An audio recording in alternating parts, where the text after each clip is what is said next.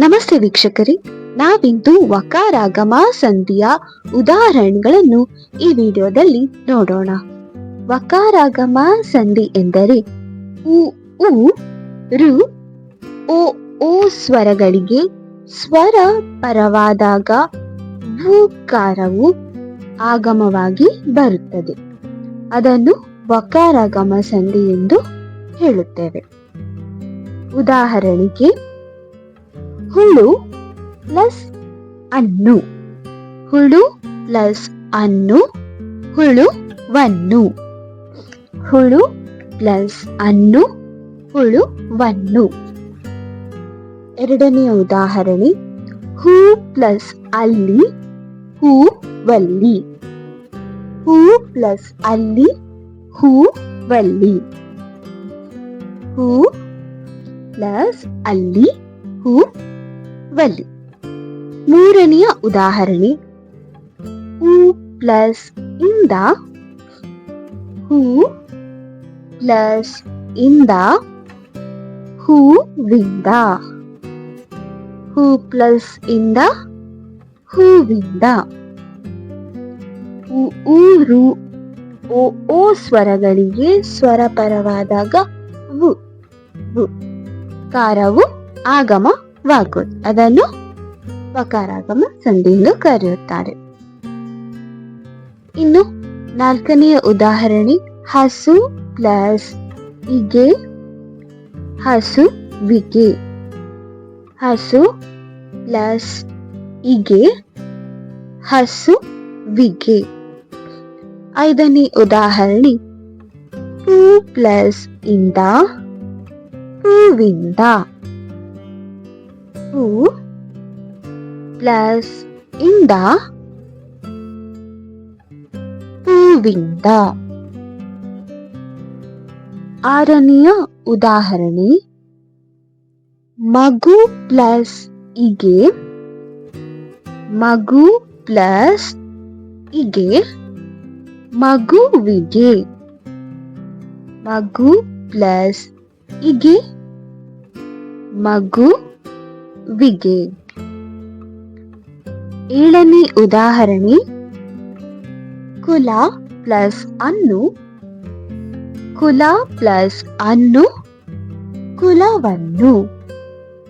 ಕುಲ ಪ್ಲಸ್ ಅನ್ನು, ಕುಲವನ್ನು. ಹುಳು ಪ್ಲಸ್ ಆಗಿ, ಹುಳುವಾಗಿ. ಏಳನೆಯದ್ದು ಮಗು ಪ್ಲಸ್ ಇಗೆ, ಮಗುವಿಗೆ.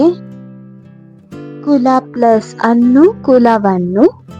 ಇನ್ನು ಎಂಟನೇ ಉದಾಹರಣೆ ಹುಳು ಪ್ಲಸ್ ಆಗಿ, ಹುಳುವಾಗಿ. ಹುಳು ಪ್ಲಸ್ ಆಗಿ, ಹುಳುವಾಗಿ. ಹುಳು ಪ್ಲಸ್ ಆಗಿ, ಹುಳುವಾಗಿ. ಪಿತೃ ಪ್ಲಸ್ ಅನ್ನು, ಪಿತೃವನ್ನು. ಪಿತೃ ಪ್ಲಸ್ ಅನ್ನು, ಪಿತೃವನ್ನು. ನಿಜವಾಗಿ ಅಲ್ಲಿ 9ನೇ ಸಂಖ್ಯೆ ಬರೆಯಬೇಕಿತ್ತು, ನಾನು 10ನೇ ಸಂಖ್ಯೆ ಬರೆದಿದ್ದೇನೆ. 8ರ ನಂತರ 9 ಬರಬೇಕಿತ್ತು. ಇನ್ನು ಗುರು ಪ್ಲಸ್ ಇಗೆ, ಗುರುವಿಗೆ. ಗುರು ಪ್ಲಸ್ ಇಗೆ, ಗುರುವಿಗೆ. ಮುಂದಿನ ಉದಾಹರಣೆ ಗೋ ಪ್ಲಸ್ ಇಂದ, ಗೋ ಪ್ಲಸ್ ಇಂದ, ಗೋವಿಂದ. ಗೋ ಪ್ಲಸ್ ಇಂದ, ಗೋವಿಂದ. ಮುಂದಿನ ಉದಾಹರಣೆ ಕುಲ ಪ್ಲಸ್ ಏನು, ಕುಲ ಪ್ಲಸ್ ಏನು, ಕುಲವೇನು. ಕುಲ ಪ್ಲಸ್ ಏನು, ಕುಲವೇನು. ತರು ಪ್ಲಸ್ ಒಂದು, ತರು ಪ್ಲಸ್ ಒಂದು, ತರುವೊಂದು. ತರು ಪ್ಲಸ್ ಒಂದು, ತರುವೊಂದು. ತರು ಪ್ಲಸ್ ಒಂದು ತರು ಒಂದು. ಮುಂದಿನ ಉದಾಹರಣೆ ಮನ ಪ್ಲಸ್ ಅನ್ನು, ಮನ ಪ್ಲಸ್ ಅನ್ನು ಮನವನ್ನು. ಮನ ಪ್ಲಸ್ ಅನ್ನು ಮನವನ್ನು. ಮನ ಪ್ಲಸ್ ಅನ್ನು ಮನವನ್ನು. ವಿಡಿಯೋ ನೋಡಿದ್ದಕ್ಕಾಗಿ ಧನ್ಯವಾದಗಳು.